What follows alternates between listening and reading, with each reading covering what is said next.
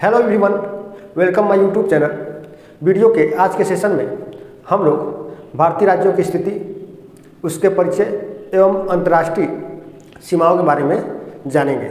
इसके पहले की क्लास की वीडियो में आप लोगों ने भारत के भूगोल से संबंधित उसके भौगोलिक परिचय को जाना, जिसमें बताया गया कि भारत का नामकरण कैसे हुआ। जैसे उसमें यह भी बताया गया नामकरण को लेकर कि उत्तर में आर्यों के निवास के आधार पर भारत का नाम आर्यावर्त या ब्रह्मावर्त रखा गया। वायु पुराण में राजा दुष्यंत के पुत्र भरत के नाम पर भारत नाम रखा गया। ऋग्वेद के 5 महाजनशक्तियों में से एक जनशक्ति भरत के नाम पर भी भारत नाम रखा गया। इसके अलावा पारसियों ने सिंधु को हिंदू कहा और उस प्रदेश को हिंदुस्तान कहा। ईरानियों ने सिंधु को इंडस कहा और उसके पूर्व में स्थित प्रदेश को इंडिया कहा। तो इस प्रकार नामकरण के लेकर के कई चीज़ें हैं जिसमें विभिन्न लोगों के द्वारा इसका नामकरण किया गया। उसके बाद हम लोग भारत की खगोलीय स्थिति, उसका अक्षांशीय स्थिति, देशांतरी स्थिति और भारत के क्षेत्रफल के बारे में पढ़ा। उस वीडियो का लिंक मैं इस वीडियो के डिस्क्रिप्शन में डाल दूंगा, आप लोग वहां से भी देख सकते हैं। आइए आज हम लोग शुरुआत करते हैं भारतीय राज्यों की स्थिति, परिचय एवं अंतर्राष्ट्रीय सीमा से। यदि बात करें तो भारत का जो क्षेत्रफल है वो 32,87,263 वर्ग किलोमीटर है। भारत का तो ये क्षेत्रफल हो गया। इस आधार पर भारत विश्व का 7वां सबसे बड़ा देश और पूरे विश्व के भूभाग का 2.4% भाग रखता है। ठीक, उत्तर से दक्षिण विस्तार बताया गया तो उत्तर से दक्षिण विस्तार 3214 किलोमीटर, पूर्व से पश्चिम विस्तार 2933 किलोमीटर, ये बता दिया गया। आज हम लोग भारतीय राज्यों की स्थिति से परिचित होंगे और ये जो भारतीय राज्य हैं ये कौन कौन राज्यों से अपनी सीमा साझा करते हैं, साथ ही साथ ऐसे कितने राज्य हैं जो अंतर्राष्ट्रीय सीमा साझा करते हैं। अब यदि बात करें तो सबसे पहले यहाँ पे देख रहे हैं, मैं पहले से एक मैप बनाया हूँ। ये आपको रेड कलर और ब्लैक कलर दिखाई दे रहा है, तो ये अंतर्राष्ट्रीय सीमा है। क्या है ये अंतर्राष्ट्रीय सीमा है। यहाँ तक देखिए, ये सभी क्या है, अंतर्राष्ट्रीय सीमा है। ठीक है, अब इसके अलावा कुछ यहाँ पे देश बनाए गए हैं। ठीक है, यहाँ पे देश बनाए गए हैं, इन देशों को आप समझ लीजिए। तो यहाँ पर जो देश है ये देश पाकिस्तान है। यहाँ से लेकर के यहाँ तक कौन सा देश है, ये पाकिस्तान है। तो ये हो गया आपका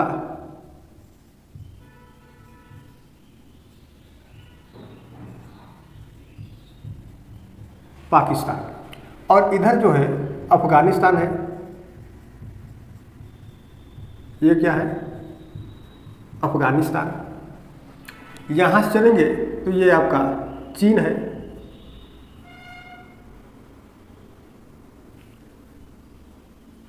ये क्या है, चीन है, चाइना।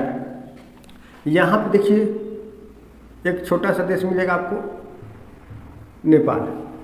ये नेपाल है। यहाँ पर उससे और एक छोटा सा देश मिलेगा, भूटान। यहाँ पर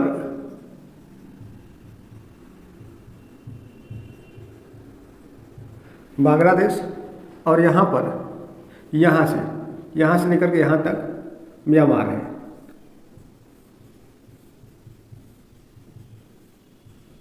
ये क्या है, म्यांमार है।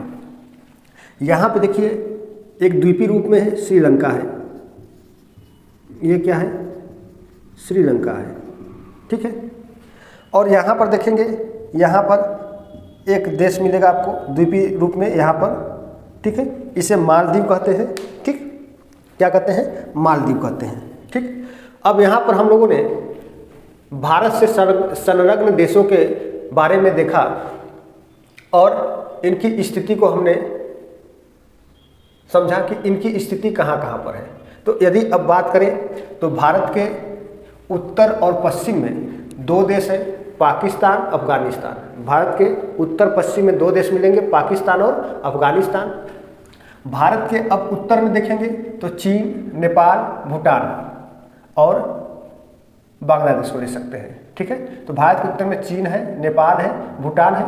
अब इसके बाद भारत के पूर्व में देखेंगे तो म्यांमार है। तो ये देश है, ये सभी देश मिल करके एक बहुत बड़ा भूखंड बनाते हैं। उसी भूखंड को उपमहाद्वीप की संज्ञा दी गई है, क्योंकि अब इस उपमहाद्वीप में भारत एक केंद्रीय स्थिति रखता है। इस आधार पर भारत के नाम पर उस उपमहाद्वीप को भारतीय उपमहाद्वीप की संज्ञा दी गई। अब यदि उसी भारतीय उपमहाद्वीप में यदि आप श्रीलंका और मालदीव को जोड़ देते हैं तो यह पूरा दक्षिण एशिया का एक भूभाग बन जाता है और दक्षिण एशिया कहलाता है। अब इसके बाद देखिए कि यहाँ से लेकर के यहाँ तक जो रेड कलर से आपको दिखाई दे रहा है, ये सभी स्थलीय सीमाएं हैं, है ना। ये सभी क्या है, स्थलीय सीमा है, यानी कि स्थल से लगे हैं। इधर कहीं भी जल नहीं है, पानी नहीं है, सागर नहीं है। ठीक है, तो इस कारण से इन्हें आप स्थलीय सीमा कहते हैं। अब इसके बाद यदि आप यहाँ से आएंगे, ऐसे ऐसे ऐसे आप आइए, चलते रहिए ऐसे ऐसे, ठीक है, ऐसे से जाइए, तो ये आपके तटीय सीमा या जलीय सीमा कहलाते हैं। ठीक, तटीय सीमा या जलीय सीमा कहलाते हैं। तो अभी तक हम लोगों ने इसके बाहरी स्वरूप के बारे में समझा। अब इसके आंतरिक स्वरूप और इनके आंतरिक राज्यों की स्थिति से परिचित होंगे। यदि आप लोग देखें तो भारत में कुल 28 राज्य है और 8 केंद्र शासित प्रदेश है। पहले 29 राज्य हुआ करता था और 7 केंद्र शासित प्रदेश थे, लेकिन अब क्या है कि थोड़ा सा बदल गया है। तो अब यहाँ पे देखें तो यहाँ पे मिलेगा आपको लद्दाख। यहाँ क्या मिलेगा, लद्दाख। ये लद्दाख आपका यूटीएस है। ठीक है, यूटीएस का मतलब कि यह केंद्र शासित प्रदेश है, यानी यूनियन टेरिटरीज। और यहीं पर आपको मिल जाएगा जम्मू कश्मीर, इसी के ठीक पूर्व में जम्मू कश्मीर। ये भी क्या है, यूटीएस है, यानी कि कह सकते हैं कि ये भी क्या है आपका यूनियन टेरिटरीज, यानी कि केंद्र शासित प्रदेश। अब इसके अलावा यहाँ पे देखेंगे तो दादरा नगर हवेली एवं दमन दीव मिलेगा। तो ये है आपका दादरा नगर हवेली एवं दमन दीव। ठीक है, ये भी क्या है, ये भी आप यूटीएस है, यानी कि यूनियन टेरिटरीज राज्य। अब यहाँ पर 2 और मिल जाएंगे। ये है आपका चंडीगढ़। क्या है, ये चंडीगढ़ है, ये चंडीगढ़ है। तो ये चंडीगढ़ भी क्या है, यूनियन टेरिटरीज है। और ये दिल्ली है, तो ये दिल्ली भी क्या है, यूनियन टेरिटरीज है। ठीक है, अभी मैं यूनियन टेरिटरीज के बारे में बता रहा हूँ, आप पहले उनसे परिचित हो जाइए। उसके बाद मैं राज्यों के बारे में बताऊंगा कि कौन कौन से राज्य कहाँ कहाँ पर है और वे राज्य किन राज्यों से अपनी सीमा साझा करते हैं। साथ ही साथ वे राज्य कौन कौन देशों के साथ अपनी सीमा को साझा करते हैं। ठीक, अब यहाँ पर देखें तो 1 2 3 4 5, ये 5 यूनियन टेरिटरीज राज्य हो गए। अब यहाँ पर आप देखिए, यहाँ पर तो आपको मिलेगा लक्षद्वीप। क्या मिलेगा, लक्षद्वीप। अब ये जो लक्षद्वीप है ये भी क्या है, यूटीएस है, यूनियन टेरिटरीज। और इसके अलावा यहाँ पर आप चलिए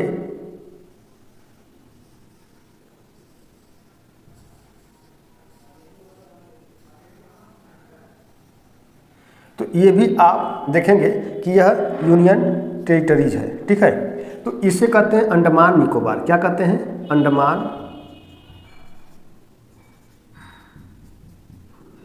और निकोबार।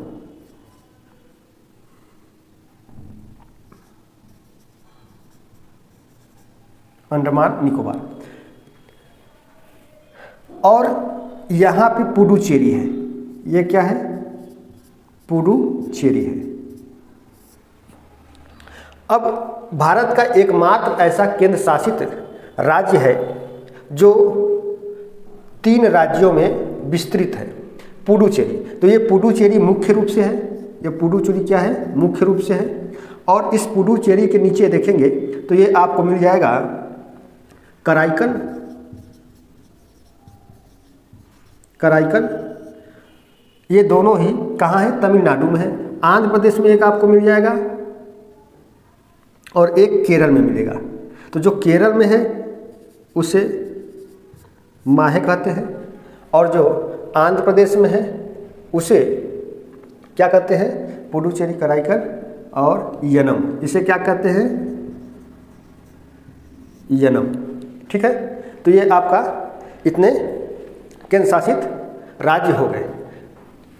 1 2 3 4 5 6 7 और ये 8।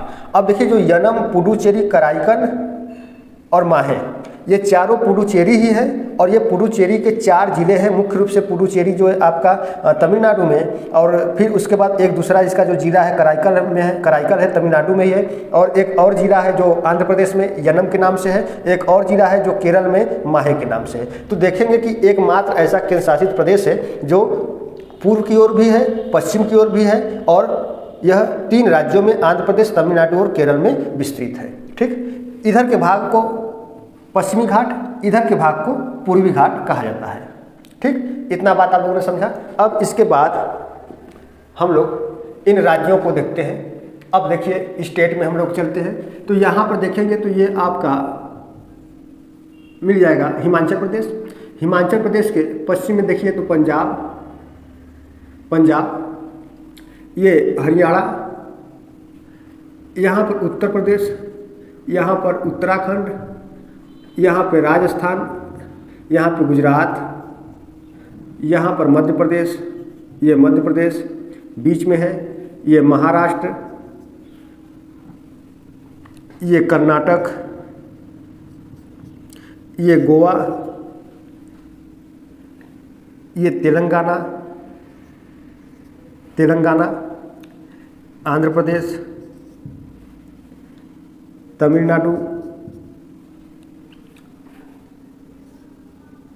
छत्तीसगढ़, ओडिशा,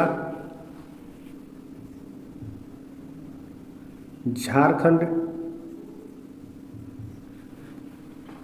बिहार और ये वेस्ट बंगाल। ठीक, और यहाँ पर देखेंगे तो ये सिक्किम है। क्या है? ये सिक्किम है। अब इसके बाद इधर के जो राज्य हैं इनको उत्तरी पूर्वी राज्यों के नाम से जाना जाता है। इन्हें 7 सिस्टर भी कहा जाता है। 7 बहनें, उत्तरी पूर्वी राज्य या 7 सिस्टर। इनमें देखेंगे तो यहाँ से देखिए ये जो आपको दिख रहा है, आप लोग मैप में देखिएगा तो ये एक आपको राज्य मिलेगा, इसका नाम असम है। क्या नाम है? असम। यहाँ पर मेघालय, यहाँ पर अरुणाचल प्रदेश, अरुणाचल प्रदेश के यहाँ तक अरुणाचल प्रदेश की सीमा है। अरुणाचल प्रदेश के नीचे देखेंगे तो ये नागालैंड, नागालैंड के नीचे आएंगे तो मणिपुर, मणिपुर के नीचे आएंगे तो मिजोरम, मिजोरम के नीचे मिजोरम के पश्चिम में जाएंगे तो ये त्रिपुरा हो गया। ठीक है, तो इतने आपके ये राज्य हो गए। तो भारत में कुल 28 राज्य और 8 केंद्र शासित प्रदेश है। पहले दमन दीव अलग था और दादरा नगर हवेली अलग था। ये दोनों ही केंद्र शासित प्रदेश अलग अलग थे, लेकिन 26 जनवरी 2020 को इन दोनों का विलय हो गया और ये दोनों अब एक हो गए। और उसके बाद पहले ये जम्मू कश्मीर राज्य हुआ करता था, लेकिन इस जम्मू कश्मीर को भी पूर्ण रूप से भारत में मिलाया गया और इन दोनों को एक केंद्र शासित प्रदेश बना दिया गया। एक का नाम लद्दाख रखा गया, दूसरे का नाम रखा गया जम्मू कश्मीर। तो हम लोगों ने अभी तक ये भारत के राज्यों और इनके केंद्र शासित प्रदेशों को जाना। ठीक है, तो यहाँ पर देखिए जब आप इसकी स्थिति समझ लेंगे, जब इसकी स्थिति समझ लेंगे तो आपके जो क्वेश्चन गलत होते हैं वे क्वेश्चन गलत नहीं हो पाएंगे। तो इनकी स्थिति को समझना जरूरी है, भारतीय राज्यों के बारे में जानना जरूरी है। कौन कौन से भारतीय राज्य किन किन देशों से अपनी सीमा बनाते हैं और ऐसा कौन सा भारतीय राज्य है जो अन्य राज्यों के साथ सीमा साझा करता है। तो आप इस मैप को अच्छी तरीके से देख लीजिए और इस मैप के माध्यम से आप समझ सकते हैं कि कौन कौन से भारतीय राज्य अन्य राज्यों के साथ सीमा साझा करते हैं। जैसे एक उदाहरण के रूप में मैं बता देना चाहूँगा, जैसे उत्तर प्रदेश को ले लेते हैं हम लोग, ठीक है। तो ये उत्तर प्रदेश है। अब उत्तर प्रदेश भारत के कुल 8 राज्यों से और एक केंद्र शासित प्रदेश से अपनी सीमा साझा करता है। देखिए उत्तर प्रदेश किससे सीमा साझा करेगा? उत्तराखंड 1 हो गया, हिमाचल प्रदेश 2 हो गया, हरियाणा 3 हो गया, राजस्थान 4 हो गया, मध्य प्रदेश 5 हो गया, छत्तीसगढ़ 6 हो गया, झारखंड 7 हो गया, बिहार 8 हो गया और एक केंद्र शासित प्रदेश दिल्ली से ये अपनी सीमा साझा करता है। इस प्रकार उत्तर प्रदेश भारत का एक ऐसा राज्य है जो सर्वाधिक राज्यों के साथ अपनी सीमा साझा करता है। साथ ही साथ उत्तर प्रदेश का एक जिला जिसे आप सोनभद्र कहते हैं, यहाँ पर ये सोनभद्र है और यहाँ ये आपका ललितपुर है। तो ये सोनभद्र जो जिला है यह 4 राज्यों के साथ अपनी सीमा साझा करता है। सोनभद्र का जिला भारत के 4 राज्यों के साथ सीमा साझा करता है। कौन कौन से राज्य हैं? तो यहाँ पे देखिए मध्य प्रदेश, यहाँ पे छत्तीसगढ़, यहाँ पे झारखंड और यहाँ पर बिहार। तो इतने जिलों से, इतने राज्यों से ये सोनभद्र जिला क्या करता है? अपनी सीमा को साझा करता है। साथ ही साथ उत्तर प्रदेश देखेंगे तो नेपाल के साथ भी सीमा साझा कर रहा है, यानी कि एक अंतर्राष्ट्रीय सीमा ये अपना साझा कर रहा है। अब इसके बाद आप देखें तो इधर स्थलीय सीमा हो गई और इधर जलीय सीमा हो गई। तो भारत की जो स्थलीय सीमा है वो 15,200 किलोमीटर तक है। तो भारत की जो स्थलीय सीमा है वो कहाँ तक है? 15,200 किलोमीटर तक है। यदि स्थलीय सीमा की बात करें,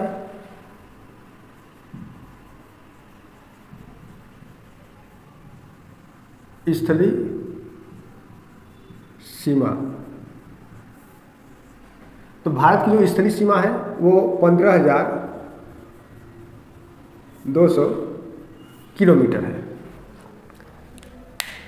हाँ, एक चीज़ और मैं बता रहा हूँ, थोड़ा सा ध्यान से देखिएगा।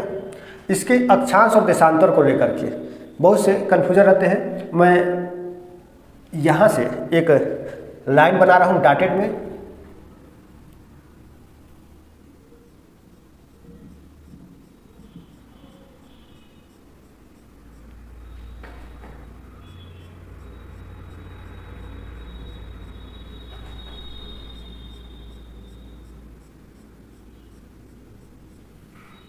ठीक है, यहाँ पर। तो ये देख रहे हैं, ये जो डॉटेड लाइन है थोड़ा सा इसको नीचे होना चाहिए था, मिजोरम और त्रिपुरा से, ठीक है, कोई बात नहीं। अब यहाँ पर देखिए ये हो गया आपका 23.5 डिग्री की अक्षांश रेखा नॉर्थ में। इससे आप कर्क रेखा के नाम से जानते हैं। इसे क्या कहते हैं? कैंसर लाइन, ठीक है, कर्क रेखा कहते हैं। अब ये जो कर्क रेखा है भारत के 8 राज्यों से होकर के जाता है। कौन कौन राज्यों से है? गुजरात, राजस्थान, मध्य प्रदेश, छत्तीसगढ़, झारखंड, पश्चिम बंगाल, त्रिपुरा और ये मिजोरम। ये 8 राज्यों से होकर के जाते हैं। अब इनमें देखा जाए तो इन 8 राज्यों से होकर के जाता है। अब कर्क रेखा से संबंधित कई तरह के क्वेश्चन आयोग बनाता है, ठीक है। हाँ, यदि जो लोग ये वीडियो देख रहे हैं, ये वीडियो सिविल सर्विसेज की तैयारी की दृष्टि से भी बहुत ही महत्वपूर्ण है। साथ ही साथ सामान्य ज्ञान की परीक्षाओं की दृष्टि से भी ये बहुत महत्वपूर्ण है। और बिहार शिक्षक भर्ती, उसके अलावा Uttar Pradesh TGT, PGT, higher, ये सभी परीक्षाओं की दृष्टि से यह बहुत ही महत्वपूर्ण है। और मुख्य रूप से ये सामान्य ज्ञान के कैटेगरी में आता है। तो इसलिए इसको सभी लोग देख सकते हैं और ये सभी के लिए क्या है? ये बिल्कुल महत्वपूर्ण है। तो अब जो कैंसर लाइन है, जो कर्क रेखा है, ये कर्क रेखा 23.5 डिग्री उत्तरी अक्षांश की रेखा भारत के ठीक बीचों बीच से होकर के जाती है, मध्य से होकर के जाती है। और यह भारत के 8 राज्यों से होकर के जाती है। कर्क रेखा भारत के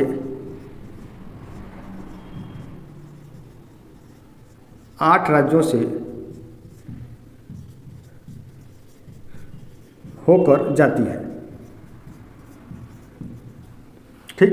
इन 8 राज्यों का नाम मैं पश्चिम से पूर्व की तरफ क्रम से लिख रहा हूँ। 8 राज्यों का नाम पश्चिम से पूर्व में, पश्चिम से पूर्व क्रम। इन 8 राज्यों का नाम पश्चिम से पूर्व के क्रम में मैं लिख रहा हूँ। तो आप पश्चिम में देखिए, सबसे पहले क्या है, यहाँ पर देखिए गुजरात है, यहाँ क्या है, गुजरात है।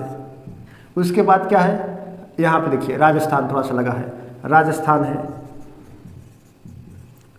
राजस्थान है। राजस्थान के बाद मध्य प्रदेश, मध्य प्रदेश के बाद छत्तीसगढ़, छत्तीसगढ़, छत्तीसगढ़ के बाद झारखंड, झारखंड के बाद पश्चिम बंगाल, पश्चिम बंगाल के बाद त्रिपुरा, त्रिपुरा के बाद मिजोरम। ठीक, ये पश्चिम से पूर्व का क्रम है। तो 1 2 3 4 5 6 7 और ये 8 हो गए। अच्छा, इसका एक शॉर्ट ट्रिक भी है, पुराना हो चुका है। शॉर्ट ट्रिक क्या, मैं लिख दे रहा हूँ यहाँ पर, ट्रिक, ट्रिक है मित्र पर गमछा झाड़।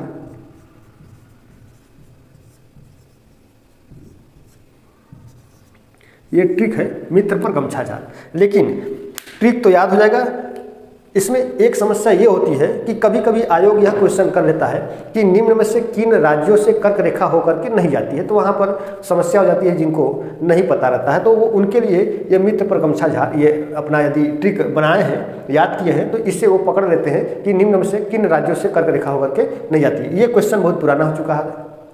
अब उसमें भी नया ट्रेंड आ गया है कि कर्क रेखा का जो राज्यों का क्रम है, कर्क रेखा राज्यों का क्रम पूछ लेता है कर्क रेखा में, पूरब से पश्चिम या पश्चिम से पूरब। तो यहाँ चलेंगे, गुजरात से चलेंगे तो ये पश्चिम से पूर्व हो जाएगा, यदि पूरब चलेंगे तो मिजोरम से गुजरात तक ये आपका पूर्व से पश्चिम हो जाएगा।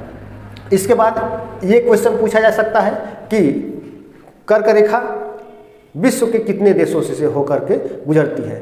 तो वो चीज़ मैं आपको बताऊंगा, एक मैं वीडियो बनाऊंगा कर्क रेखा पर, और कह सकते हैं कि अक्षांश रेखा और देशांतर रेखा पर एक वीडियो बनेगा, अक्षांश और देशांतर। वहाँ से बहुत सारी चीज़ें क्लियर होंगी। वहाँ से आप लोग टाइमिंग जोन के बारे में समझ सकते हैं कि टाइम का जो जोन होता है वो कैसे कैसे चेंज होता है। ठीक है, अब इसके बाद यहाँ पर देखेंगे तो एक और क्वेश्चन बन सकता है कि इस कर्क रेखा के सर्वाधिक नज़दीक कौन सा नगर या शहर है। तो इस कर्क रेखा के सर्वाधिक नगर या शहर ये भोपाल है।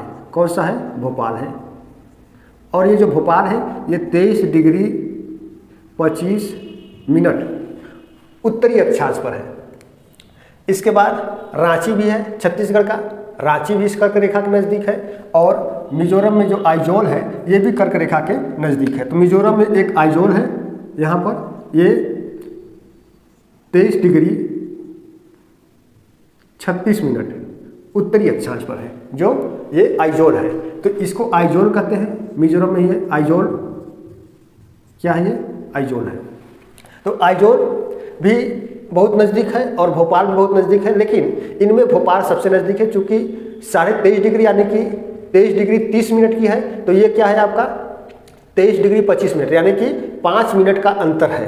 1 डिग्री बराबर 4 मिनट होता है। 1 डिग्री बराबर कितना होता है? 4 मिनट होता है। ठीक, तो ये भोपाल के नज़दीक है। कौन? यानी कि ये जो कर्क रेखा है, इस कर्क रेखा के सर्वाधिक नज़दीक कौन सा नगर या शहर है? तो भोपाल है। अब राजस्थान के 2 जिले से होकर के ये जाता है, मैंने पिछले क्लास की वीडियो में बताया था। ठीक, आप वहाँ से देख सकते हैं।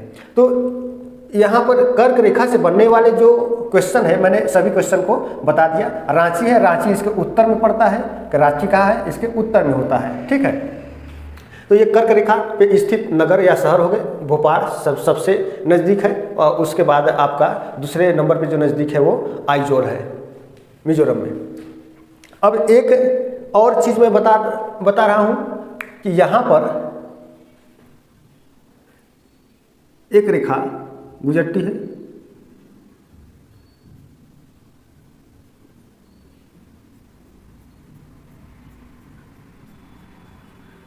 इस रेखा का नाम 82.5 डिग्री 82.5 डिग्री पूर्वी देशांतर है। 82.5 डिग्री पूर्वी देशांतर। तो ये जो 82.5 डिग्री पूर्वी देशांतर रेखा है, ये भारत के कुल 5 राज्यों से होकर के जाता है। कौन कौन से राज्य देखिए, यहाँ पर क्या है, ये उत्तर प्रदेश, यहाँ पे देखिए मध्य प्रदेश, यहाँ पे देखिए थोड़ा सा लगा है यहाँ पर छत्तीसगढ़, और उसके बाद छत्तीसगढ़ में एक दूसरे को काटते भी हैं, स्पर्श करते हैं, शायद कंफर्म नहीं है लेकिन मुझे लगता है शायद सूरजपुर में दोनों एक दूसरे को काटते हैं, उसके लिए देखना पड़ेगा। ठीक है, जब मैं अक्षांश और देशांतर को पढ़ाऊंगा तो वहाँ पर मैं क्लियर कर दूंगा, लेकिन फिलहाल में भी आप ऐसे समझिए कि जो 82.5 डिग्री पूर्वी देशांतर रेखा है, इसे भारत का मानक समय माना गया है, और ये भारत के बीचों कह सकते हैं कि ये भारत के पूर्वी और पश्चिमी देशांतर के ठीक बीच से होकर के गुजरता है, और यह भारत के 5 राज्यों से होकर के जाता है, उत्तर प्रदेश, मध्य प्रदेश, छत्तीसगढ़, उड़ीसा और आंध्र प्रदेश। ठीक, ये 5 राज्यों से होकर के ये जाता है। अब ये जो भारत का मानक समय है, ठीक, ये मिर्ज़ापुर से होकर के जाता है। कहाँ से होकर के जाता है? मिर्ज़ापुर से होकर के जाता है। किताबों में आप देखेंगे तो प्रयागराज का नैनी भी दिया होगा, लेकिन प्रयागराज का जो नैनी है वो साधारण रूप में ऐसे किताबों में दिया है, लेकिन आप एनसीईआरटी के किताबों का अध्ययन करिए तो उसमें आपको स्पष्ट रूप से मिल जाएगा कि ये जो देशांतर, ये जो 82.5 डिग्री भारत का मानक समय है, यह भारत के मिर्ज़ापुर जिले से होकर के गुजरता है। ठीक, तो ये यहाँ पर आपका ये चीज़ कंफर्म हो गया, और ये 5 राज्यों से होकर के जाता है। तो देशांतर 82.5 डिग्री पूर्वी देशांतर, 82.5 डिग्री पूर्वी देशांतर को भारत का मानक समय माना गया है।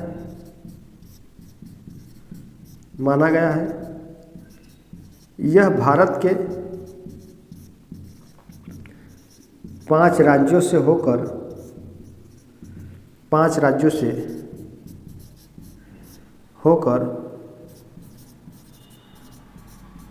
गुजरता है। तो 82.5 डिग्री पूर्वी देशांतर को भारत का मानक समय मान लिया गया, और यह भारत के 5 राज्यों से होकर गुजरता है। इन राज्यों का क्रम उत्तर से दक्षिण में बता रहा हूँ। इन राज्यों का क्रम उत्तर से दक्षिण।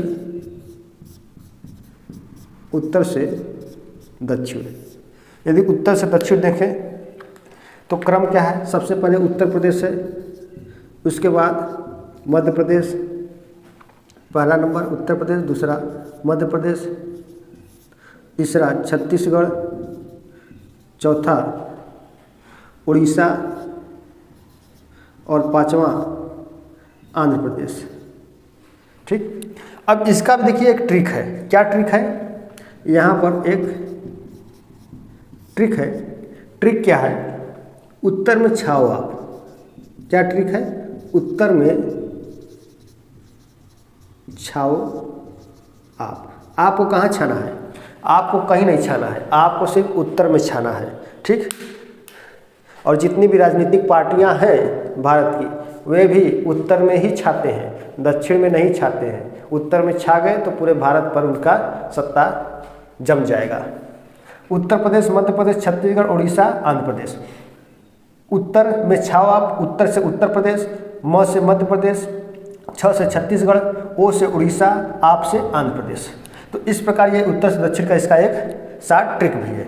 ठीक है, अब इसके बाद हम लोग बात करेंगे अंडमान निकोबार द्वीप समूहों को और लक्षद्वीप के द्वीप समूहों को। तो अंडमान निकोबार द्वीप समूह में देखिए तो सबसे उत्तर में भी आप देख रहे हैं, यहाँ पर भी एक छोटा सा द्वीप होगा, इसे कहेंगे ये कोको, ये क्या होगा? ये कोको द्वीप होगा। ठीक, यहाँ पर एक द्वीप है, कोको द्वीप है, जो म्यांमार में है। कोको द्वीप के ठीक नीचे आएंगे तो यहाँ पर आपको मिल जाएगा उत्तरी अंडमान, यहाँ पर आपको मिल जाएगा मिडिल अंडमान या मध्य अंडमान, ये मिल जाएगा आपको साउथ अंडमान, और साउथ अंडमान के बाद यहाँ पे लघु अंडमान या लिटिल अंडमान। लिटिल अंडमान के बाद मिलेगा आपको निकोबार, लिटिल कार निकोबार और ग्रेट निकोबार। यहाँ पर आपको मिल जाएगा कार निकोबार और ये है ग्रेट निकोबार। ठीक, तो कार निकोबार और ग्रेट निकोबार। तो 10 डिग्री चैनल है जो अंडमान को निकोबार से अलग करता है। तो इसके बीच में एक रेखा आप यदि खींच ले, ऐसे ऐसे इस तरीके से एक रेखा खींच दीजिए, तो ये आपका 10 डिग्री चैनल कहलाता है। क्या कहलाता है? 10 डिग्री चैनल।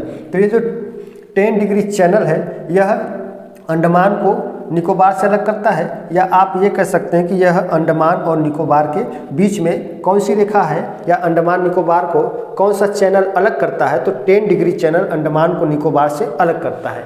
ये तो मोटा हिसाब हो गया। अब छोटा हिसाब समझिए। छोटा हिसाब है कि 10 डिग्री चैनल अंडमान के किस द्वीप को निकोबार के किस द्वीप से अलग करता है। तो 10 डिग्री चैनल अंडमान के लघु अंडमान को और कार निकोबार को अलग करता है। तो लघु अंडमान और कार निकोबार के बीच में 10 डिग्री चैनल है, एक चैनल। और आप देख रहे हैं यहाँ पर एक पास है, यहाँ पर एक पास मिलेगा आपको। ठीक, इसको कहते हैं डंकन पास। क्या कहते हैं इसको? Duncan pass. अब ये जो डंकन पास है देख रहे हैं किसके बीच में है? तो ये दक्षिणी अंडमान और लघु अंडमान। तो दक्षिणी अंडमान और लघु अंडमान के बीच में ही क्या है? डंकन पास है। अब ये दक्षिणी अंडमान में ही अंडमान निकोबार की राजधानी, अंडमान निकोबार की राजधानी पोर्ट ब्लेयर है। क्या है? पोर्ट ब्लेयर है। और ग्रेट निकोबार के सबसे दक्षिण में यहाँ पर इंदिरा पॉइंट है। क्या है ये? इंदिरा पॉइंट, जो भारत का सबसे दक्षिणतम पॉइंट या बिंदु कहलाता है। सबसे दुरुस्त जो भारत का दक्षिणतम बिंदु है वो क्या है? इंदिरा पॉइंट है। इसी को पिग्मेलियन पॉइंट के नाम से भी जाना जाता है। और जब 2004 में सुमात्रा सुनामी आया था तो उस 2004 के सुमात्रा सुनामी में ये डूब गया था, लेकिन फिर से इसका रिहेबिटेट हुआ और ये पुनर्वासित हो गया। अब यहाँ पर थोड़ा समय चलता हूँ। ये लक्षद्वीप में यहाँ पर कवारत्ती है, इसको कवारत्ती समझिए, कवारत्ती। और ये मिनिकॉय, कवारत्ती और मिनिकॉय। तो इसके बीच में एक चैनल है, इसके बीच में एक चैनल है। और मिनिकॉय और यहाँ पर ये मालदीव है। ये क्या है? ये मालदीव है, दिखाई नहीं दे रहा होगा क्या, शायद मालदीव है। तो इस मिनिकॉय और मालदीव के बीच में भी एक क्या है? चैनल है। इन दोनों चैनलों का क्या नाम है? तो एक चैनल 8 डिग्री, एक चैनल 9 डिग्री। ठीक है, एक 8 डिग्री है और दूसरा क्या है? 9 डिग्री चैनल है। तो ये जो आपका 8 डिग्री चैनल है ये मिनिकॉय और मालदीव के बीच में है, और 9 डिग्री चैनल कवारत्ती और मिनिकॉय के बीच में है। 8 डिग्री चैनल किसके बीच में? कवारत्ती और मिनिकॉय के बीच में। मिनिकॉय और ये 9 डिग्री चैनल है, ये 9 डिग्री चैनल है। और मिनिकॉय और मालदीव के बीच में 8 डिग्री चैनल है। ठीक, भारत की अंतर्राष्ट्रीय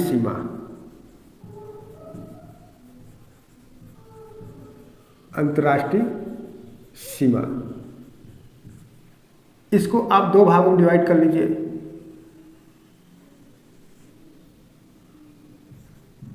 एक होगा स्थलीय सीमा और दूसरा हो जाएगा जलीय सीमा।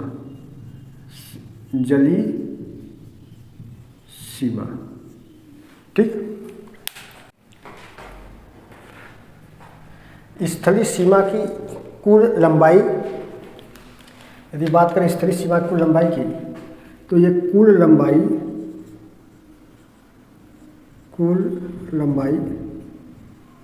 15,200 किलोमीटर। और जलीय सीमा की कुल लंबाई 7516.6 किलोमीटर। अब इस 7516.6 किलोमीटर में 6100, ये जो है 7516.6 किलोमीटर, ये द्वीपों समेत है, द्वीपों समेत,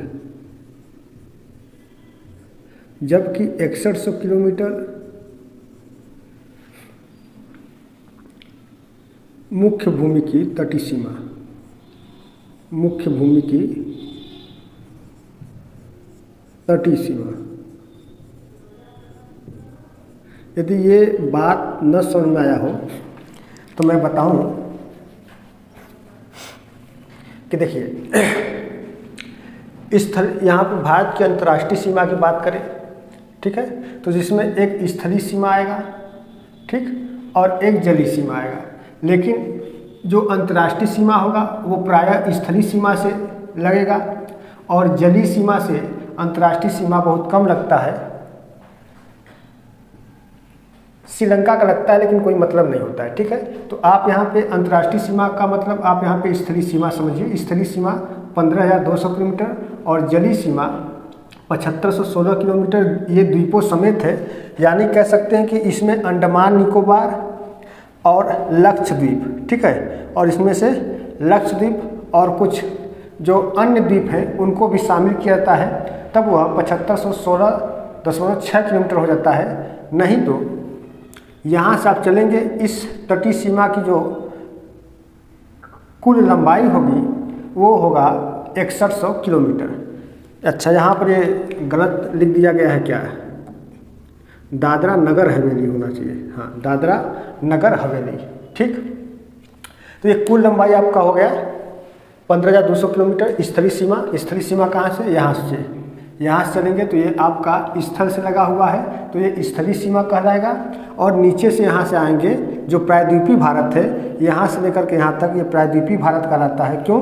क्योंकि इसके दोनों तरफ, इधर पूर्व में बंगाल की खाड़ी, पश्चिम में अरब सागर, दक्षिण में हिंद महासागर है, और जो कोई भी स्थल तीन तरफ जल से घिरा होता है उसी को प्रायद्वीप कहा जाता है, उसी को पेनिसुलर कहा जाता है, ठीक है।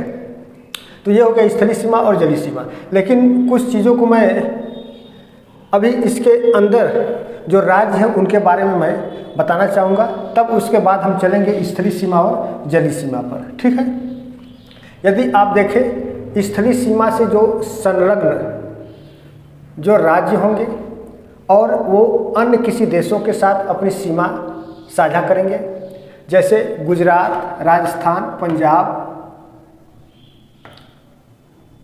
ये हो गया आपका जम्मू कश्मीर, और ये हो गया लद्दाख।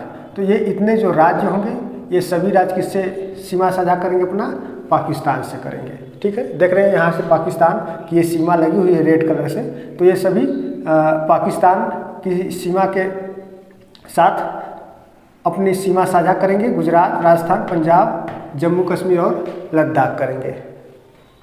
यदि बात करें तो 19 ऐसे राज्य हैं जो स्थल रुद्ध हैं। क्या है? स्थल रुद्ध हैं, यानी कि ये लैंड लॉक है, ठीक। यानी कि ये किसी भी जलीय या तटीय क्षेत्रों से अपनी सीमा स्पर्श नहीं करते हैं। तो 19 ऐसे राज्य हैं जो स्थल रुद्ध हैं, और इन 19 राज्यों में कुछ ऐसे राज्य हैं जो किसी भी देश के साथ अपनी सीमा साझा नहीं करते हैं, किसी भी देश के साथ। देखिए अब इनमें ऐसे कौन कौन से राज्य हो जाएंगे, तो यहाँ पर चलिए, तो ये आपका हो जाएगा, आपका एक हरियाणा, एक मध्य प्रदेश, 2 तेलंगाना, 3 छत्तीसगढ़, 4 और झारखंड 5। तो 5 ऐसे राज्य होंगे, 5 ऐसे राज्य हैं जो किसी भी देश की सीमा के साथ, जो किसी भी देश की सीमा के साथ अपनी सीमा साझा नहीं करते, यानी कि अंतर्राष्ट्रीय सीमा नहीं बनाते हैं, अपनी सीमा साझा नहीं करते, ठीक। अब इनमें कुछ केंद्र शासित प्रदेश होंगे, यूनियन टेरिटरी, जैसे ये जो 2 केंद्र शासित राज्य होंगे, ये भी केंद्र शासित राज्य किसी भी देश के साथ सीमा साझा नहीं करेंगे और ये स्थल रुद्ध होंगे। अब स्थल रुद्ध केंद्र शासित राज्यों में देखेंगे तो आपका लद्दाख हो गया, जम्मू कश्मीर हो गया, चंडीगढ़ हो गया और ये दिल्ली हो गया। ठीक, तो ये जो 4 राज्य हैं, ये केंद्र शासित राज्य 4 ऐसे हैं जो स्थल रुद्ध है। तो 4 यहीं पे मैं लिख दे रहा हूँ, 4 यूटीएस स्थल रुद्ध है, स्थल रुद्ध है। ठीक, तो 4 यूटीएस का मतलब 4 केंद्र शासित प्रदेश क्या है, स्थल रुद्ध है। और 19 ऐसे राज्य हैं जो स्थल रुद्ध हैं और इन 19 राज्य में 5 ऐसे राज्य हैं जो किसी भी देश के साथ अपनी सीमा को साझा नहीं करते हैं, यानी कि अंतर्राष्ट्रीय सीमा इनकी नहीं लगती है। अब इसके बाद यदि आप देखें तो राजस्थान के साथ एक अंतर्राष्ट्रीय सीमा लगता है पाकिस्तान का, और पंजाब, हरियाणा, उत्तर प्रदेश, मध्य प्रदेश और गुजरात, इतने राज्य इसके साथ अपनी सीमा बनाते हैं। तो इस तरीके से आप लोग फाइंड करेंगे कि कौन कौन से राज्य किन किन राज्यों से अपनी सीमा बनाते हैं। जैसे उत्तर प्रदेश मैंने बताया कि 8 राज्यों से अपनी सीमा बनाता है और 1 केंद्र शासित प्रदेश से अपनी सीमा बनाता है, लेकिन इन 8 राज्यों में ये सर्वाधिक जो सीमा साझा करता है वो मध्य प्रदेश के साथ करता है और हिमाचल प्रदेश के साथ सबसे कम करता है। ठीक, ये चीज़ें मैंने पहले ही बताया था, लेकिन अभी से जो बता रहा हूँ कि हिमाचल प्रदेश के साथ उत्तर प्रदेश सबसे कम और मध्य प्रदेश के साथ सर्वाधिक ही अपनी सीमा को साझा करता है। भारत का एकमात्र ऐसा जिला जो सोनभद्र है, सोनभद्र जिला एकमात्र ऐसा जिला है जो 4 राज्यों को स्पर्श करता है, अन्य कोई भी जिला 4 राज्यों को स्पर्श नहीं करता है। ठीक, अब यहीं पर मैं ये बता दूं कि क्षेत्रफल की दृष्टि से सबसे बड़ा राज्य, ठीक है, तो क्षेत्रफल की दृष्टि से सबसे बड़ा राज्य राजस्थान है। मैप में तो देखने में लग रहा होगा कि मध्य प्रदेश है, अब नहीं बन पाया उतना अच्छा से, लेकिन कोई नहीं, मैं बता रहा हूँ तो आप समझिए कि क्षेत्रफल की दृष्टि से सबसे बड़ा राज्य राजस्थान है और सबसे छोटा राज्य गोवा है। ठीक है, सबसे छोटा राज्य कौन सा है, ये आपका क्षेत्रफल की दृष्टि से गोवा। ठीक, अब उसके बाद जनसंख्या की दृष्टि से सबसे बड़ा राज्य उत्तर प्रदेश है और जनसंख्या की दृष्टि से सबसे छोटा राज्य सिक्किम है। 2 चीज़ें, अब लिखने के लिए जगह नहीं है, अभी मैं मिटाऊंगा सब, उसके बाद मैं वो सीमा के बारे में बताऊंगा। यहाँ पर मैं लिख दे रहा हूँ कि क्षेत्रफल की दृष्टि से क्षेत्रफल में सबसे बड़ा राज्य है वो राजस्थान और सबसे छोटा राज्य गोवा। जनसंख्या में सबसे बड़ा राज्य उत्तर प्रदेश और सबसे छोटा राज्य सिक्किम। अब कभी कभी क्रम देता है, क्या क्रम देता है, क्रम देखिए, क्षेत्रफल की दृष्टि से 5 बड़े राज्य, यहाँ पे मैं लिख रहा हूँ, इसको मैं मिटा दे रहा हूँ, चाइना को मिटा दे रहा हूँ, ये बहुत परेशान भी किया हुआ है, मैं इसको यहीं से मिटा दे रहा हूँ। देखिए, क्षेत्रफल की दृष्टि से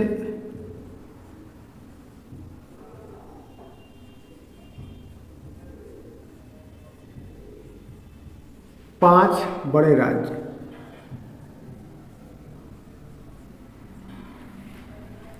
पांच बड़े राज्य कौन कौन से हैं, तो पहले नंबर पर आपका आ जाएगा राजस्थान, दूसरे नंबर पर आपका आ जाएगा मध्य प्रदेश, तीसरे नंबर पर आपका आ जाएगा महाराष्ट्र, चौथे नंबर पर आपका आ जाएगा उत्तर प्रदेश और 5वें नंबर पर आ जाएगा गुजरात।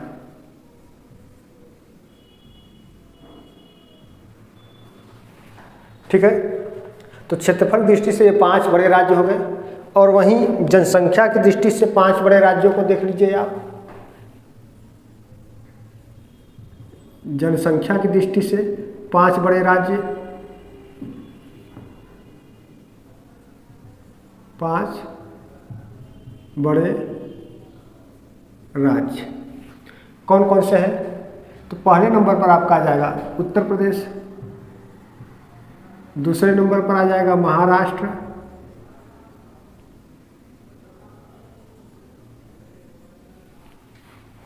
उत्तर प्रदेश, महाराष्ट्र,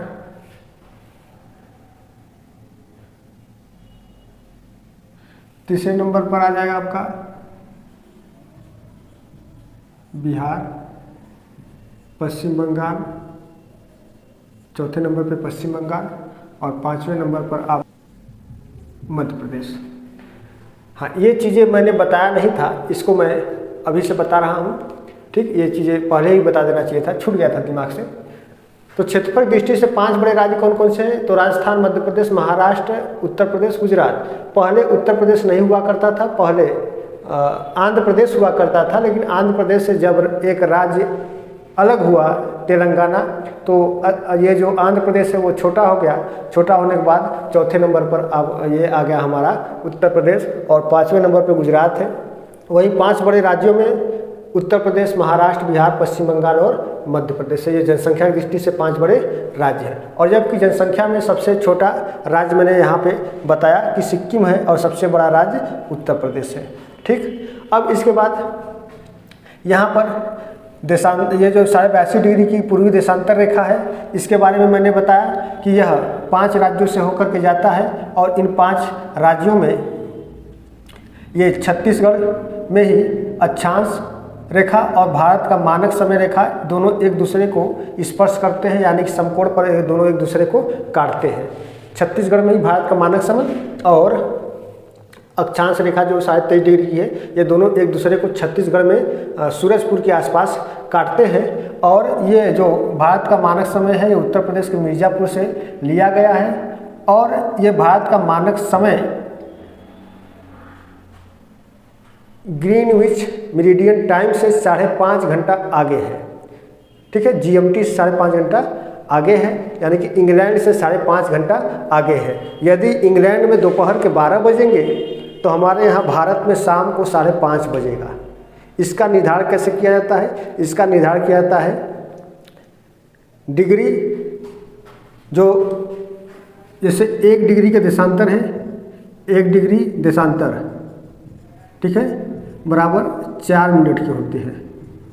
1 डिग्री देशांतर 4 मिनट का अंतर आता है। जब पृथ्वी अपने अक्ष पर 1 डिग्री मूव करती है तो 4 मिनट का अंतर हो जाता है। तो 1 डिग्री बराबर 4 मिनट के, और जो इंग्लैंड है वहीं से 0 डिग्री की अक्षांश रेखा ली गई है, और वहीं से पूरे देश के मानक समय का निर्धारण किया जाता है।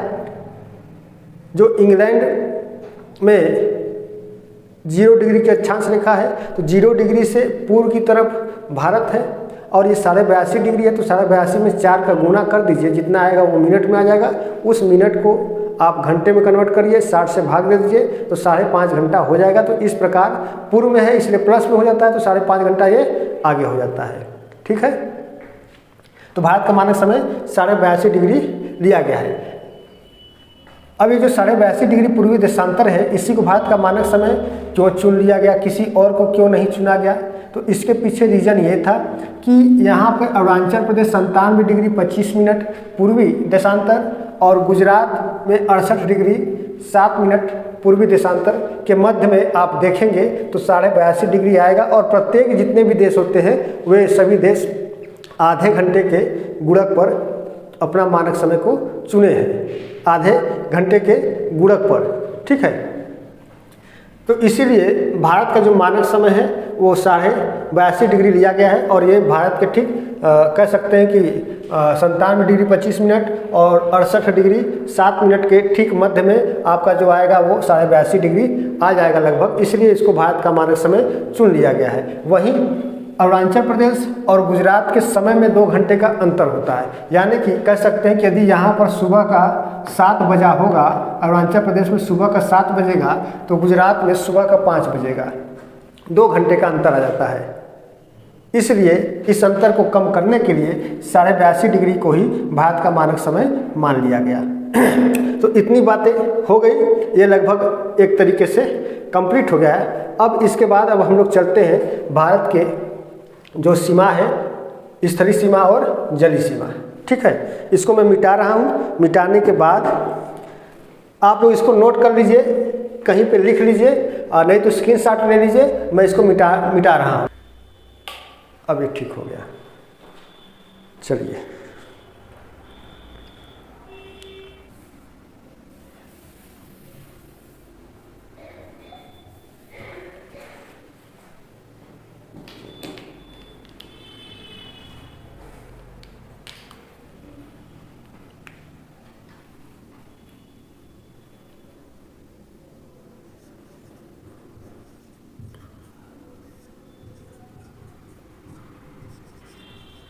दादरा नगर हवेली एवं दमन दीव, ये यहाँ पर गोवा था और ये माहे था, ये मिट गया था। अब आइए हम लोग देखते हैं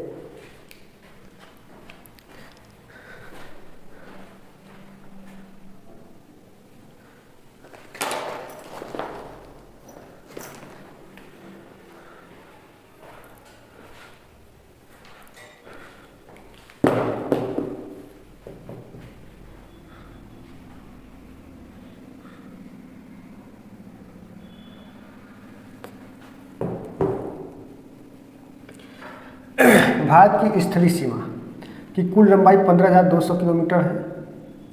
15,200 किलोमीटर है। और इस 15,200 किलोमीटर में जो सर्वाधिक स्थलीय सीमा या अंतर्राष्ट्रीय सीमा लगता है, ठीक है, भारत की जो सर्वाधिक अंतर्राष्ट्रीय सीमा लगती है वो बांग्लादेश के साथ लगता है। तो भारत की सर्वाधिक जो अंतर्राष्ट्रीय सीमा है किसके साथ है? बांग्लादेश के साथ है। 4,096.6 किलोमीटर है। ठीक, उसके बाद चीन का है। यदि स्थलीय सीमा की बात करें, यहाँ पर भारत की अंतर्राष्ट्रीय सीमा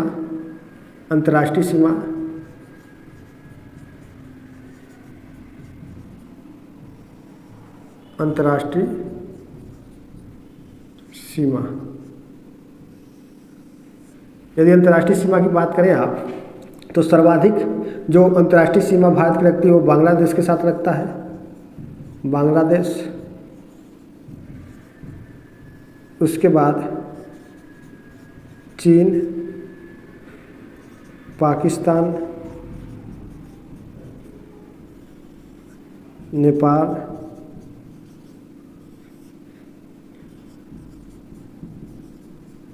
म्यांमार,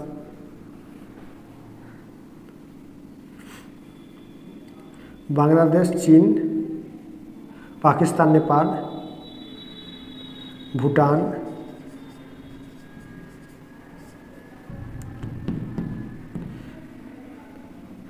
और ये हो गया अफगानिस्तान।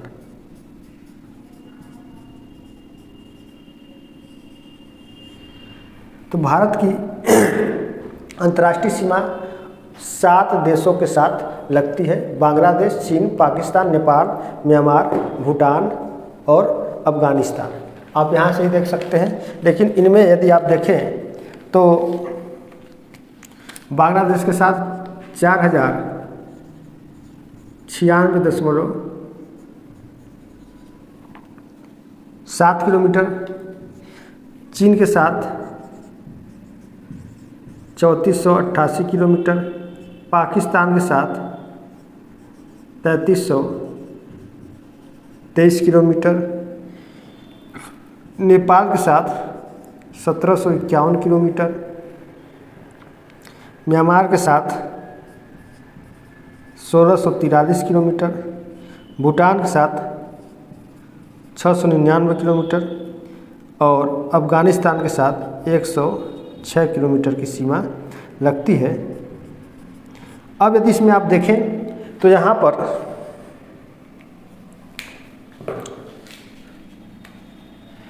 बांग्लादेश के साथ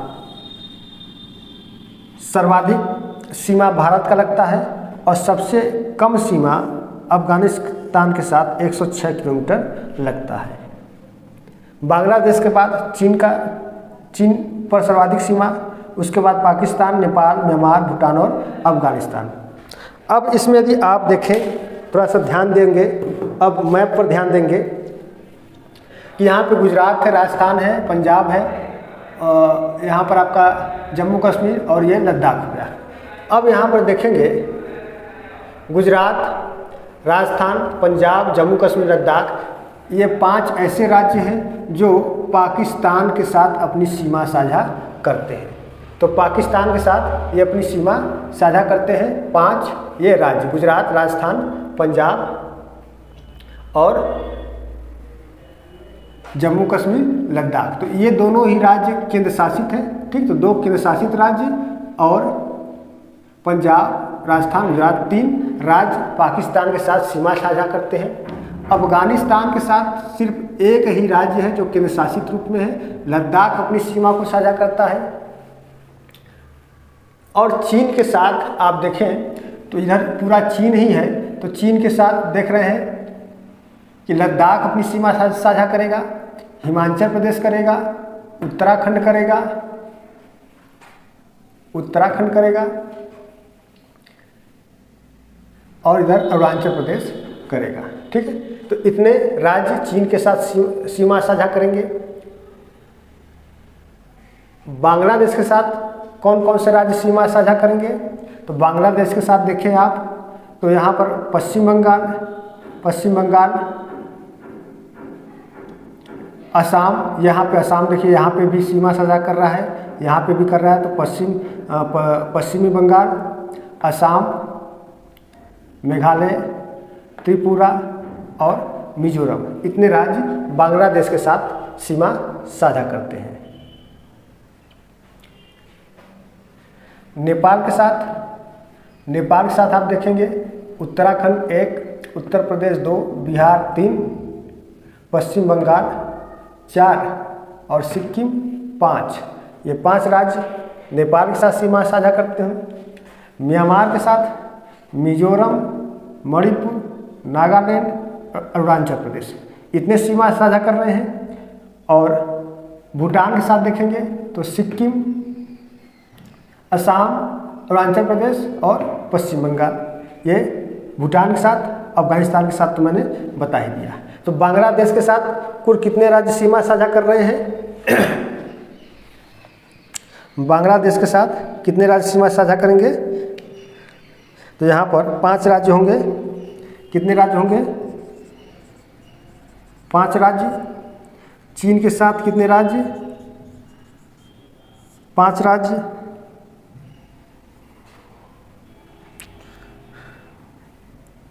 पाकिस्तान के साथ 5 राज्य। नेपाल के साथ 5 राज्य। म्यांमार के साथ 4 राज्य। भूटान के साथ 4 राज्य और अफगानिस्तान के साथ 1 राज्य सीमा साझा करेगा। ठीक, अब इन 5 राज्य के नाम आप लोग नोट कर लीजिएगा। मैंने बता दिया, एक बार मैं फिर से बता रहा हूँ कि बांग्लादेश के साथ कौन कौन से राज्य सीमा साझा करेंगे। ठीक है, तो बांग्लादेश के साथ पश्चिम बंगाल,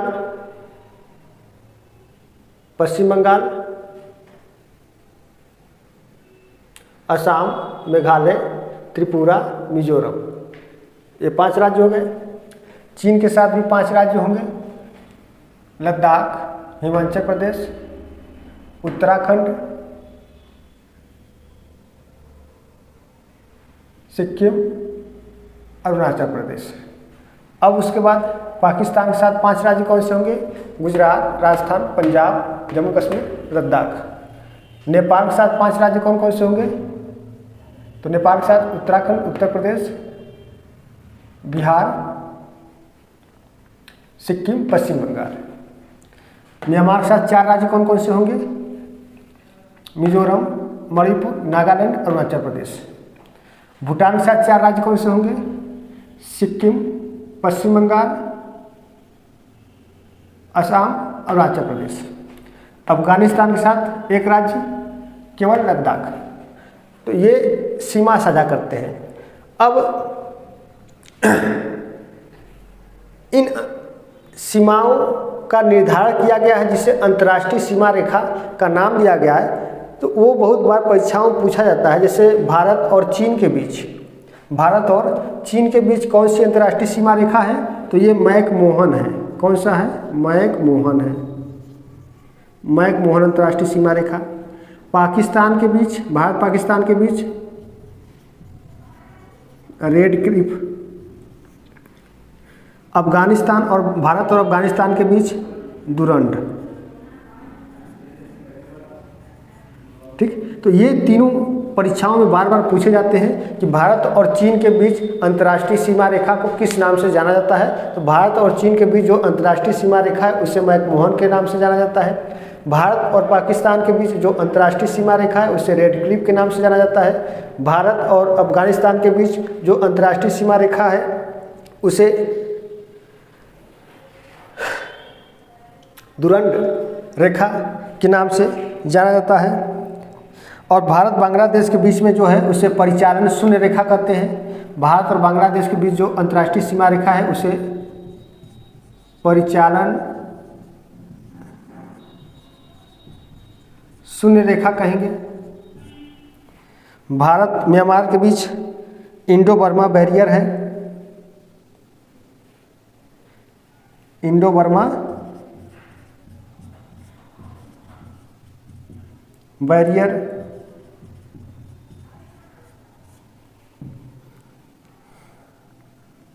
ठीक, तो ये इतने अंतर्राष्ट्रीय सीमा है। लेकिन इनमें से यदि आप देखें तो जो पेट क्वेश्चन है, जो बार बार परीक्षाओं में पूछे जाने वाले क्वेश्चन है, जो बार बार परीक्षाओं में पूछता है, वो भारत और चीन के बीच अंतर्राष्ट्रीय सीमा रेखा पूछेगा, भारत और पाकिस्तान के बीच अंतर्राष्ट्रीय सीमा रेखा पूछेगा, भारत और अफगानिस्तान के बीच अंतर्राष्ट्रीय सीमा रेखा को पूछेगा।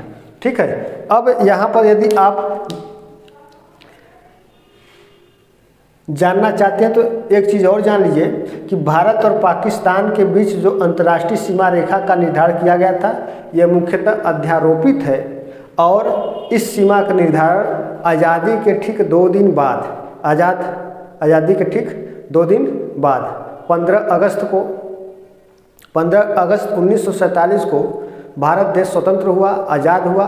उसके 2 दिन बाद 17 अगस्त सन 1947 को सर रेडक्लिफ की अध्यक्षता में इस अंतर्राष्ट्रीय सीमा का निर्धारण किया गया और इन्हीं के नाम पर ही इसका नाम रख दिया गया अंतर्राष्ट्रीय सीमा रेखा रेडक्लिफ के नाम पर ही रख दिया गया अंतर्राष्ट्रीय सीमा रेखा रेडक्लिफ।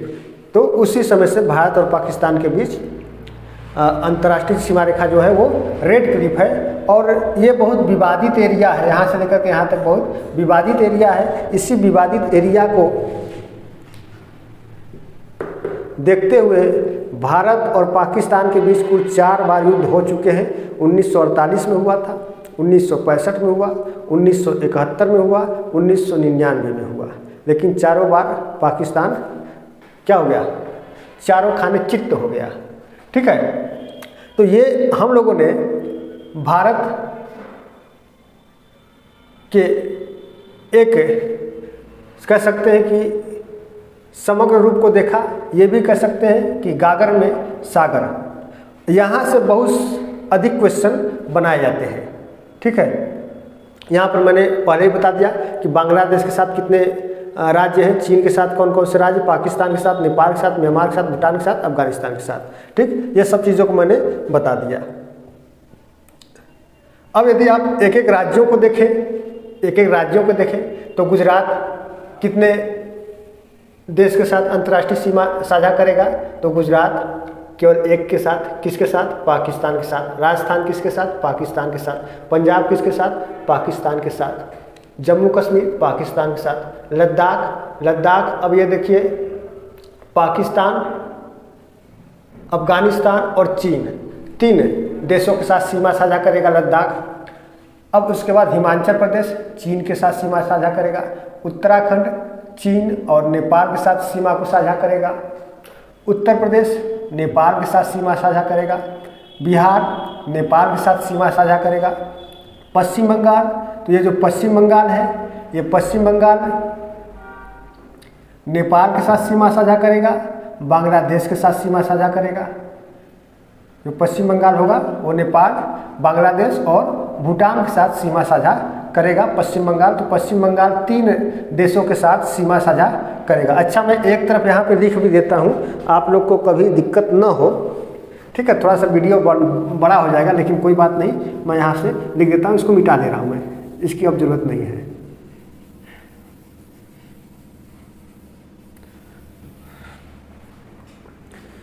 कि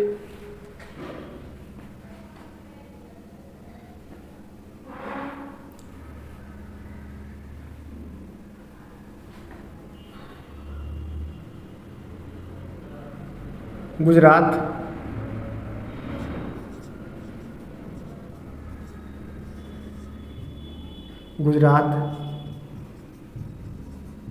राजस्थान, पंजाब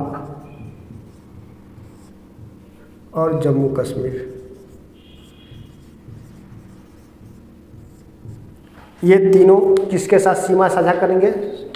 ये चारों 4 ये पाकिस्तान के साथ सीमा साझा करेंगे।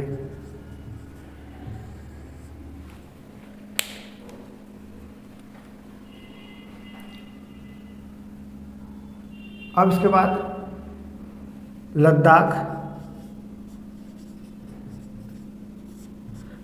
कितने देशों के साथ सीमा साझा करेगा? तो ये पाकिस्तान, अफगानिस्तान और चीन के साथ सीमा साझा करेगा, 3 देशों के साथ। हिमाचल प्रदेश कितने देशों के साथ सीमा साझा करेगा? तो हिमाचल प्रदेश ये चीन के साथ क्यों करेगा? 1 देश के साथ। उत्तराखंड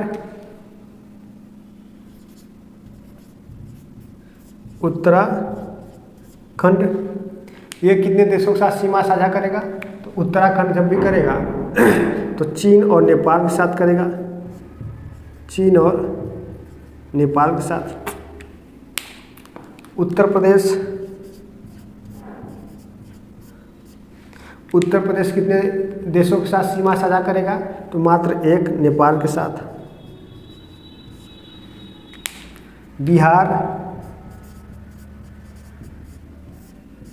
बिहार कितने देशों के साथ सीमा साझा करेगा?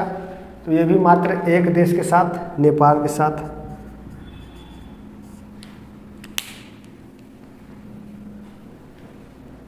पश्चिम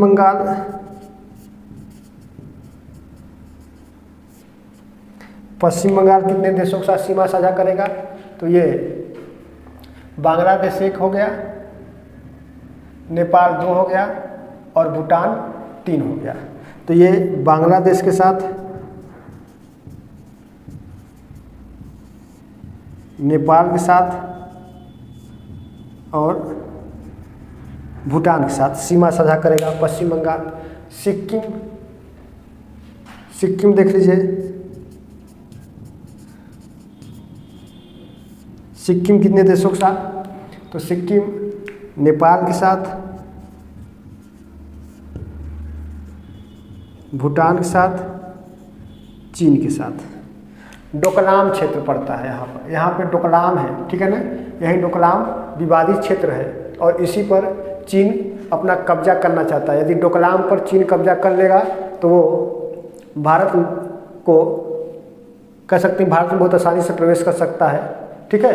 तो ये जो डोकलाम वाला एरिया जो है, या ये जो आप सिक्किम वाला एरिया देखते हैं, इसको आप मुर्गे के गर्दन जैसा दिखता है और मुर्गे के गर्दन जैसा है, इसको लोग समझते हैं। और मुर्गे के गर्दन यदि आपके हाथ में आ गया तो पूरा मुर्गा आपके कंट्रोल में हो जाएगा। इसीलिए चीन इस वाले एरिया में बहुत ज़्यादा अपनी घुसपैठ जमाए रहने के लिए प्रयास किया रहता है। सिक्किम हो गया। अब उसके बाद अरुणाचल प्रदेश को देखते हैं। अरुणाचल प्रदेश, तो अरुणाचल प्रदेश कितने देशों के साथ है? 2 देशों के साथ, 3 देशों के साथ है। भूटान है, चीन है और म्यांमार है। ठीक। अब इसके बाद मेघालय, तो मेघालय एक देश के साथ ही होगा, केवल बांग्लादेश के साथ। असम, असम कितने देशों के साथ है? तो भूटान के साथ लगेगा और बांग्लादेश के साथ लगेगा। ठीक है, असम, भूटान और बांग्लादेश के साथ है। तो यहाँ पर लिख लीजिए आप असम, नीचे साथ न दिखाई दे रहा हूँ, मैं यहाँ पर लिख दे रहा हूँ असम। असम कितने देशों के साथ सीमा साझा करेगा? तो ये एक तरफ भूटान से कर रहा है और दूसरी तरफ बांग्लादेश से कर रहा है। तो भूटान हो गया, भूटान और बांग्लादेश। ठीक। अब वहीं आप देखें त्रिपुरा बांग्लादेश के साथ, यानी त्रिपुरा बांग्लादेश को 3 तरफ से घेरे हुआ है। और मिजोरम कितने देश के साथ? तो मिजोरम है आपका बांग्लादेश और म्यांमार के साथ। तो त्रिपुरा तो आप देख ही रहे, सीधा सीधा दिखाई दे रहा है बांग्लादेश के साथ, तो इसको लिखने की जरूरत नहीं है। लेकिन मिजोरम लिख सकते हैं कि मिजोरम बांग्लादेश के साथ भी है, यहाँ तक है बांग्लादेश। ये इधर का पूरा एरिया बांग्लादेश है, इधर का एरिया म्यांमार है। तो मिजोरम जो है बांग्लादेश और किसके साथ है? मिजोरम ये बांग्लादेश के साथ और म्यांमार के साथ अपनी सीमा साझा करता है। कुछ चीज़ें और भी छुट्टी होंगी तो वहाँ से आप देख लीजिएगा। ठीक है, लगभग जो परीक्षा की दृष्टि से मैंने सब कुछ बता ही दिया। अब यहाँ पर मैं कुछ अन्य चीज़ों को बता रहा हूँ, थोड़ा सा ध्यान दीजिएगा कि यहाँ पर देखिए एक खाड़ी है, खाड़ी भी समझ लेते हैं इसी लगे हाथ। ये खाड़ी है, यहाँ पे एक खाड़ी है, एक यहाँ पे खाड़ी है। ठीक, तो इसे कच्छ की खाड़ी कहते हैं, गल्फ ऑफ कच्छ। इसे इंग्लिश में गल्फ ऑफ कच्छ कहते हैं। इसे गल्फ ऑफ खंबात कहेंगे, गल्फ ऑफ खंबात, खंबात की खाड़ी। यहाँ देखिए क है, बहुत कन्फ्यूजन होता है। यहाँ पे ख है, खंबात। तो पहले क आता है कि ख आता है? तो पहले क आता है, तो क ऊपर रहेगा और ख कहाँ रहेगा? नीचे रहेगा। तो ये कच्छ की खाड़ी और ये खंबात खाड़ी, इसमें बहुत कन्फ्यूजन होता है कि कहाँ पे कौन सी खाड़ी है, कच्छ की खाड़ी ऊपर है कि नीचे। तो ये कच्छ की खाड़ी है और ये खंबात की खाड़ी है।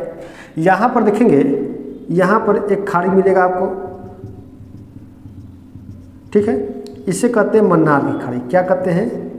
मन्नार की खाड़ी, या इसे आप कहेंगे gulf of Mannar, gulf of Mannar. ठीक, और यहाँ पर देखेंगे तो ये पूरा एरिया, ये पूरा एरिया यहाँ तक, ये पूरा एरिया ये बंगाल की खाड़ी के नाम से, या इसको बे ऑफ बंगाल कहते हैं। क्या कहते हैं? बे ऑफ बंगाल। अब देखिए बे का अर्थ भी यहाँ पर मैं लिख रहा हूँ, बे और गल्फ।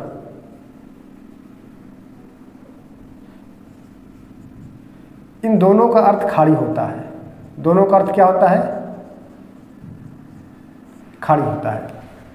बे का अर्थ भी खाड़ी और गल्फ का, बे का अर्थ भी खाड़ी होता है और गल्फ का अर्थ भी खाड़ी होता है। लेकिन यहाँ पर बे ऑफ बंगाल होता है, यहाँ पर गल्फ ऑफ होता है। जैसे कि खंबात खाड़ी है तो गल्फ ऑफ खंबात, यहाँ पर बे ऑफ बंगाल। दोनों का हिंदी खाड़ी होता है, लेकिन दोनों की संरचना में, जो भौगोलिक संरचना है, दोनों में अंतर होता है। अंतर क्या होता है कि जो गल्फ होता है वो सकरा होता है, ये जैसे देख रहे हैं ये हाथ, ये ऐसे सकरा होता है। लेकिन जो बे होता है, बे बे यानी कि जो खाड़ी है बे वो बड़ा होता है, यानी कि इस तरीके से चौड़ा होता है। तो जो सकरी होती है उसको गल्फ कहते हैं, जो चौड़ा होता है उसे बे कहते हैं।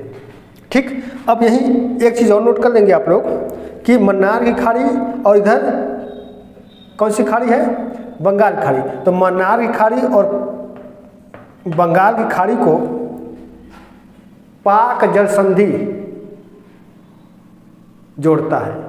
ठीक है, तो जो पाक जल संधि है, पूछा जाता है परीक्षाओं में कि पाक संधि किसके बीच है। तो पाक संधि देखिए भारत श्रीलंका के बीच और बंगाल की खाड़ी और मन्नार की खाड़ी के बीच पाक जल संधि है। इसके पहले मैंने बताया कि डंकन पास क्या होता है, 10 degree channel, 9 degree channel, 8 degree channel, इन सभी चीज़ों के बारे में मैंने बता दिया। एक तरीके से ये दूसरा वीडियो रहा भारत के भूगोल का। लगभग सब चीज़ें यहाँ पर कंप्लीट हो चुकी हैं। जो सामान्य चीज़ें हैं जो बार बार परीक्षाओं में पूछे जाते हैं, यहाँ से पूछे जाते हैं और यहाँ से अधिकतर गलतियाँ होने का चांस भी बना रहता है। लेकिन आप लोग इसे अच्छे से पढ़िए, अच्छे से इसका एक नोट्स तैयार कर लीजिए। जैसे मैंने मैप बनाया है वैसे आप लोग भी एक मैप अपना बना लीजिए, हमसे बेहतर बना लीजिए और हमसे अच्छा बनाइए। और साथ ही साथ आप मैप पर सभी राज्यों की स्थिति को देखें, सभी राज्यों की स्थिति का पता करें, उसकी पहचान करें। नहीं बन पाता है, ब्लैंक मैप आता है उसको ले लीजिए, वहाँ पे सभी राज्यों को देखें और वो सभी राज्य किस किस राज्यों से अपनी सीमा साझा करते हैं। साथ ही साथ ऐसे कौन से राज्य हैं, कितने राज्य हैं जो भारत के बाहरी सीमाओं के साथ अपनी सीमा साझा करते हैं, यानी कि अंतर्राष्ट्रीय सीमा साझा करते हैं। अब इसके बाद कुछ चीज़ें और बची हुई हैं जिसमें भारत के तटीय क्षेत्रों में देखेंगे। ठीक है, तो फिर मिलते हैं हम लोग एक नेक्स्ट वीडियो के साथ। आज के लिए मित्रों बस इतना ही। वीडियो अच्छी लगी हो तो वीडियो को लाइक करिए, शेयर करिए, कमेंट करिए। चैनल पर पहली बार आ रहे हैं तो चैनल को जरूर सब्सक्राइब करें।